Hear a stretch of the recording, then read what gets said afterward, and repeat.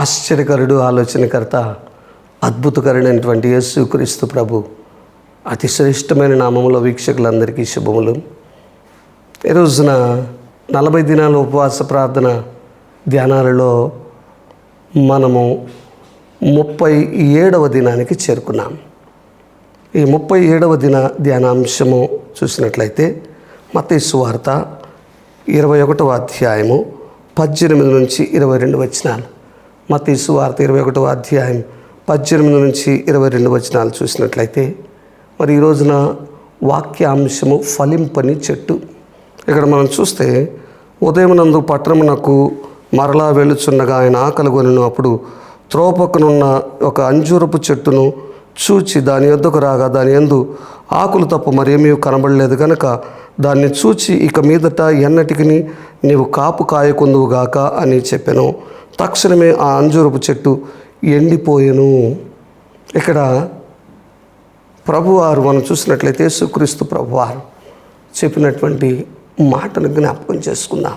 ఒక అంజూరపు చెట్టు వైపు చూశారు. ఆయన అంజూరపు పండు తినాలనుకున్నారు. ఆయన ఆకలి కొన్నారంటే ఇక్కడ రాయబడతా ఉంది. యేసుక్రీస్తు ప్రభు ఆకలి కొనెను అని రాయబడతా ఉంది. The lord of the haven was hungry at the time. దేవాది దేవుడు ఆ పరలోకపు తండ్రికి ఆకలేసింది. యేసుక్రీస్తు ప్రభు వారు ఆకలి కొన్నారు. అనేక సందర్భాల్లో మనం చూస్తాం. ప్రభు పరిచర్య చేసిన 3.5 సంవత్సరాల్లో ఆయన భోజనం చేయటం కూడా మర్చిపోయాడు. ఈ పరిచర్య భారం ఎక్కువైపోయి భోజనం చేయటం కూడా మర్చిపోయాడు.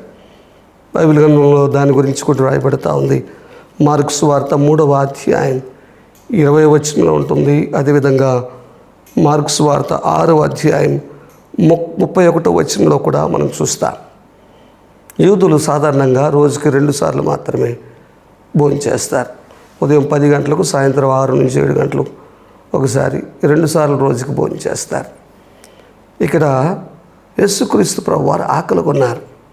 యెరూషలేము నుంచి ముందు రోజే మరి 2 రోజుల ముందే మందిర ప్రక్షాళన కార్యక్రమాన్ని చేశారు ప్రభువారు.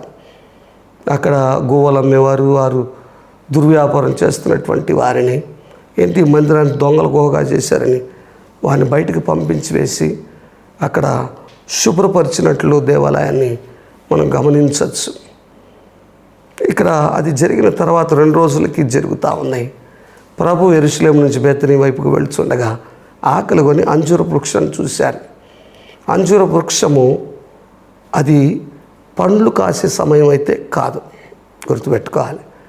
మరి ఎందుకు ప్రభు అట్లా అన్నాడు? పండ్లు కాసే సమయం కాదు కానీ పిందెలు కాసే సమయం. చెట్టు పచ్చగా ఉంది, కాయలు ఉన్నాయేమో అని దగ్గరికి వెళితే కాయ లేదు, కనీసం పిందె కూడా లేదు. ప్రభువుకు అర్థమైంది ఏంటంటే ఆ చెట్టు ఫలింపని చెట్టు అని తెలుసుకున్నారు. యేసుక్రీస్తు ప్రభువారు లూకాసు వార్త 13వ అధ్యాయం 6 నుంచి 9 వచనాల్లో అంజూరపు చెట్టును గురించినటువంటి ఉపమానము తెలియజేశారు. దాంట్లో ఫలింపని చెట్టు నరికివేయమని చెప్తాడు. 3 ఏళ్ళు చూశారు. యజమాని చెప్తాడు, 3 ఏళ్ళు చూశాం కదా, ఇది ఫలించలేదు, నరికేయి అన్నారు. ఇంకొక సంవత్సరం అయ్యా అనే వ్యవసాయకుడు అడుగుతాడు. ఇంకొక సంవత్సరం అవకాశం ఇవ్వని. ఇక్కడ కూడా యేసుక్రీస్తు ప్రభు వారు చెప్తున్నటువంటి మాట, ఆ అంజూరపు చెట్టు వైపు చూసి నీవు కాపు ఇవ్వలేదు కాబట్టి నువ్వు ఎప్పటికి కూడా కాపు ఇవ్వకుందువుగాక అన్నారు.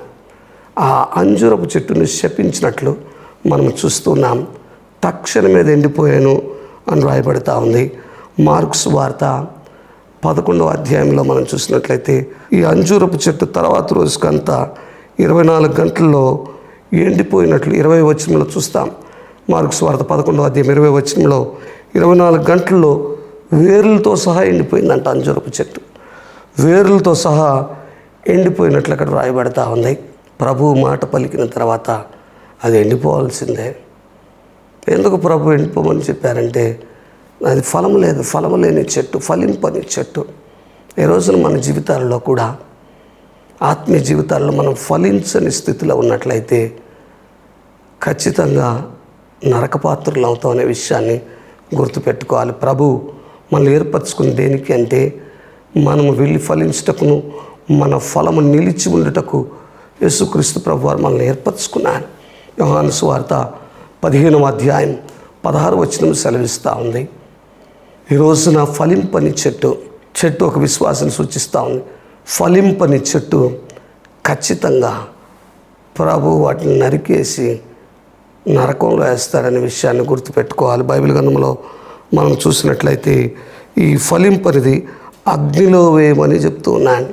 లూకాసు వార్త 3వ అధ్యాయం 9వ వచనం, మత్తయి సువార్త 7వ అధ్యాయం 19వ వచనంలో మనం చూస్తూ ఉన్నాం. ఫలింపనిది అగ్నిలో పడవేయబడును అని వ్రాస్తూ ఉన్నాను. ఈ రోజున నువ్వు ఫలిస్తున్నావా? ఏం ఫలిస్తున్నావు?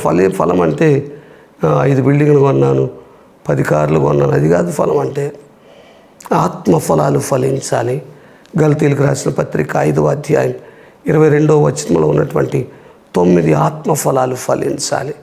నువ్వు ఫలించాలి అంటే పరిశుద్ధాత్మ చేత నింపబడాలి, నడిపించబడాలి. అప్పుడు ఖచ్చితంగా ఫలిస్తాం. అప్పుడు ఖచ్చితంగా ప్రభు చేత ప్రశంసించబడతాం. పరలోక రాజ్యంలో నిత్యము ప్రభుతో సహవాసం చేసే గొప్ప భాగ్యాన్ని పొందుకుంటాం. ఈ రోజున ఫలింపని స్థితిలో ఉన్నట్లయితే రా, ప్రభుతో అంటుకట్టుబడిన స్థితిలోనికి రా. పరిశుద్ధాత్మదేవుని నీ జీవితంలోనికి ఆహ్వానించు. ఖచ్చితంగా ఆత్మఫలాలు ఫలించే గొప్ప భాగ్యాన్ని పరిశుద్ధాత్మ దేవుడు నీకు అనుగ్రహించును గాక. ఆమేన్.